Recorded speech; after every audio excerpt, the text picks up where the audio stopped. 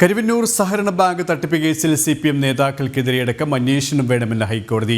ആരെയും രക്ഷിക്കാൻ ശ്രമിക്കരുതെന്നും പോലീസിന് ഹൈക്കോടതിയുടെ കർശന നിർദ്ദേശം. ED അന്വേഷണ പരിധിയിലുള്ള മുഴുവൻ ആളുകളുടെയും പങ്ക് പോലീസ് അന്വേഷിക്കണമെന്നും കോടതി.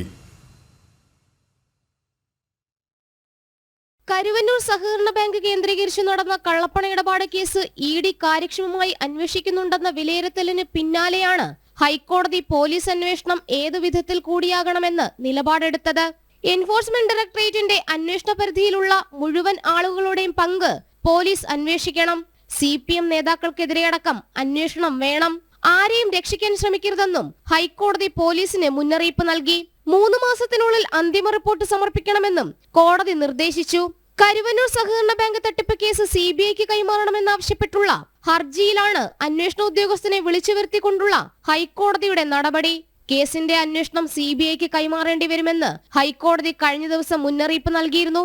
4 വർഷം കഴിഞ്ഞിട്ടും കേസ് അന്വേഷിക്കുന്ന സംസ്ഥാന പോലീസിന് ഒരൊറ്റ കുറ്റപത്രം പോലും നൽകാനാകാത്തത് ലജ്ജിപ്പിക്കുന്നതാണെന്നായിരുന്നു സിംഗിൾ ബെഞ്ചിന്റെ വിമർശനം.